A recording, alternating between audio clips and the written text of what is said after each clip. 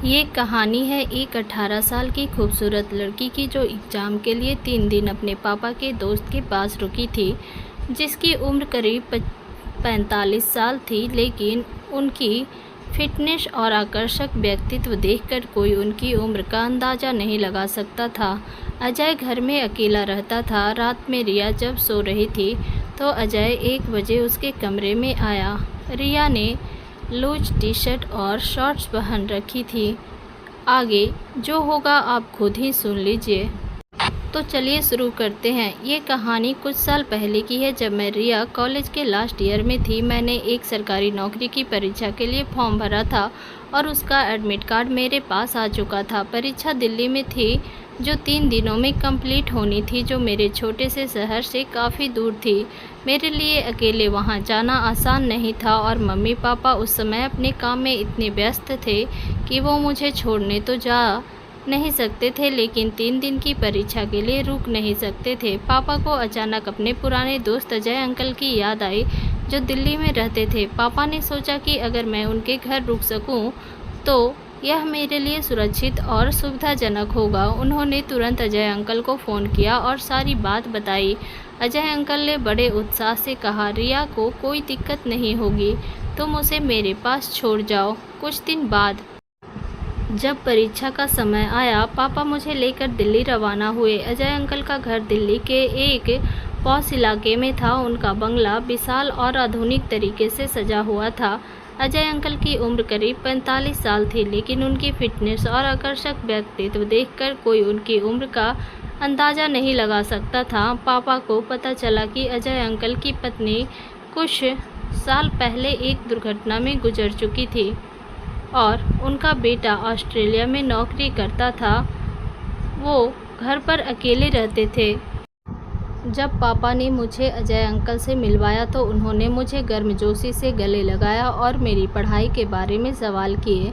मैंने उस दिन एक स्टाइलिश कुर्ती और जीन्स पहन रखी थी और मुझे उनके आत्मविश्वास भरे अंदाज में बात करने का तरीका थोड़ा आकर्षक लगा। पापा मुझे उनके घर छोड़कर शाम होते ही वापस लौट गए।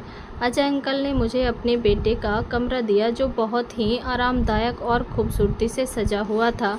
रात को हमने साथ में डिनर किया और उन्होंने मुझे दिल्ली के कुछ फेमस रेस्टोरेंट और जगहों के बारे में बताया। उनकी बातों में एक अजीब सा आकर्षण था, जो मुझे थोड़ा उत्साहित कर रहा था। डिनर के बाद मैं अपने कमरे में चली गई। मुझे आदत थी कि मैं रात को हल्के और स्टाइलिश कपड़े पहनकर सोती थी, इसलिए मैंने एक लूज टी शर्ट और शॉर्ट्स पहनी। नई जगह होने की वजह से मुझे नींद नहीं आ रही थी और मैं बस बिस्तर पर लेटकर सोच रही थी कि अगले दिन की परीक्षा कैसी होगी। रात के करीब 1 बजे मुझे अपने कमरे के दरवाजे पर हल्की सी आहट सुनाई दी। मैंने धीरे से आंखें खोली तो देखा कि अजय अंकल दरवाजे पर खड़े थे। मेरे दिल की धड़कन थोड़ी तेज हो गई, लेकिन मैंने सोचा शायद वो कुछ ज़रूरी बात करने आए होंगे। मैंने चुपचाप लेटे रहने का फैसला किया। अजय अंकल ने धीमी आवाज़ में मेरा नाम पुकारा, रिया, जाग रही हो? मैंने कोई जवाब नहीं दिया, क्योंकि मुझे लगा अगर मैं जवाब दूंगी तो शायद वो देर तक बात करने लगें और मुझे सुबह जल्दी उठना था। मेरे चुप रहने पर उन्होंने यकीन हो गया कि मैं सो चुकी हूँ। फिर वो धीरे धीरे मेरे बिस्तर के पास आया और मेरी स्टडी टेबल की ओर देखने लगे। मुझे थोड़ा अजीब लगा जब उन्होंने मेरी डायरी उठाई और उसे खोलकर पढ़ने लगे। मेरी डायरी में मेरी कुछ निजी बातें और कॉलेज के दोस्तों के साथ मस्ती के पल लिखे थे। मुझे गुस्सा तो आया, लेकिन मैंने खुद को शांत रखा और सोने का नाटक करती रही। तभी अजय अंकल मेरे थोड़ा और करीब आए और मेरी टी शर्ट के कंधे पर हल्के से हाथ रखा, जैसे चेक कर रहे हों कि मैं सचमुच सो रही हूँ या नहीं। उनकी उंगलियों का स्पर्श गर्म था और मेरे शरीर में एक अजीब सी सिहरन दौड़ गई। मैंने अपनी सांसों को समान रखने की कोशिश की, लेकिन मेरा दिल तेजी से धड़क रहा था। उनका हाथ धीरे धीरे मेरे कंधे से मेरे बाजू की ओर बढ़ा और मुझे लगा कि वो शायद मेरे प्रतिक्रिया देखना चाहते हैं। मेरे मन में सवाल उठ रहे थे, वो ऐसा क्यों कर रहे हैं? वो मेरी तरफ अट्रैक्ट तो नहीं होने लगे हैं? मैं वैसे भी देखने में बहुत सुंदर हूँ। मेरी बॉडी की शेप भी ऐसी है कि कोई भी मुझे देखकर मेरी तरफ आसानी से खींचा चला आए। क्या उनकी मंशा गलत हो गई है? लेकिन मैं उनके घर में मेहमान थी और मैं नहीं चाहती थी कि कोई गलतफहमी हो। मैंने सोचा कि अगर मैं अब जाग जाऊं तो शायद स्थिति और अजीब हो जाए, इसलिए मैंने चुप रहने का फैसला किया। कुछ पल बाद अजय अंकल वापस मेज की तरफ चले गए और दोबारा से मेरी डायरी देखने लगे। थोड़ा सा पढ़ने के बाद उन्होंने मेरी डायरी वापस टेबल पर रख दी और मेरे चेहरे के पास झुककर धीरे से कहा, तुम सचमुच बहुत खूबसूरत हो रिया। उनकी आवाज़ में एक अजीब सी गर्माहट थी जो मुझे उलझन में डाल रही थी। फिर वो अचानक उठे और कमरे से बाहर चले गए। मैंने राहत की सांस ली, लेकिन मेरा दिमाग सवालों से भरा हुआ था। अजय अंकल का व्यवहार मुझे समझ नहीं आ रहा था। क्या वो सचमुच मेरे प्रति आकर्षित थे या ये बस मेरी सोच थी? उनकी बातों और व्यवहार में कुछ ऐसा था जो मुझे थोड़ा उत्साहित भी कर रहा था, लेकिन साथ ही डर भी लग रहा था। मैंने खुद को समझाया कि मुझे अपनी परीक्षा पर ध्यान देना चाहिए। अगले दिन सुबह मैं जल्दी उठी और तैयार हो गई। अजय अंकल ने मेरे लिए नाश्ता तैयार किया और मुझे परीक्षा केंद्र तक छोड़ने की कही। उनके चेहरे पर वही आकर्षक मुस्कान थी और उन्होंने रात की घटना का जिक्र तक नहीं किया। 3 दिन तक मैं उनके घर रही। हर दिन वो मेरे साथ बहुत अच्छा व्यवहार करते, लेकिन रात की वो घटना मेरे दिमाग में बार बार आती थी। मैंने सोचा कि शायद मैंने उनकी हरकत को गलत समझा हो। परीक्षा के 3 दिन बीत चुके थे। पापा मुझे लेने आ गए थे। हम वहाँ से करीब 6 बजे चले गए होंगे। चलते टाइम अजय अंकल ने मुझसे कहा, रिया कोई तकलीफ़ तो नहीं हुई तुम्हें यहाँ? मैं तो चाहता था कि कुछ दिन और रुक जाओ मेरे यहाँ, मेरा भी मन लगा हुआ था तुम्हारे साथ। मैं बोली, नहीं अंकल, तकलीफ़ वाली कोई बात नहीं है। वो बोले, तो कम से कम आज रात के लिए तो रुक जाओ, हम मस्ती करेंगे।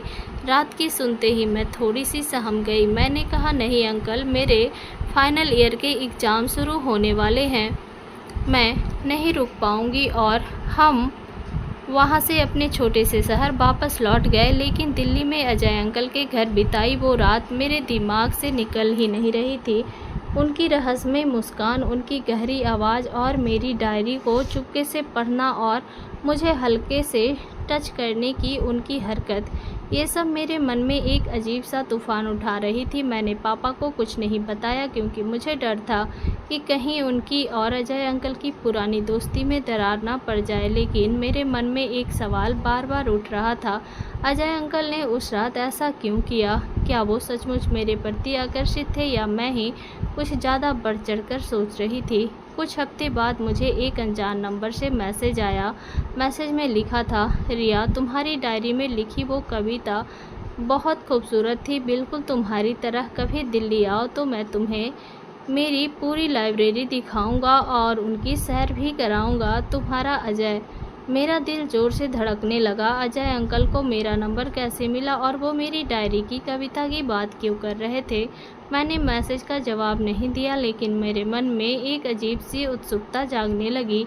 उनकी बातों में कुछ ऐसा था जो मुझे उनकी ओर खींच रहा था, पर साथ ही एक डर भी था कि कहीं मैं किसी मुश्किल में ना पड़ जाऊं और उनकी इस उम्र में कोई गलती ना कर बैठूं। क्या मेरा और अजय अंकल का कोई रिश्ता कायम होगा?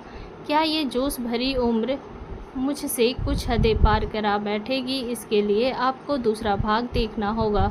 फ्रेंड्स, अगर आपको यह स्टोरी पसंद आई हो और अगला भाग चाहते हो तो कमेंट करें।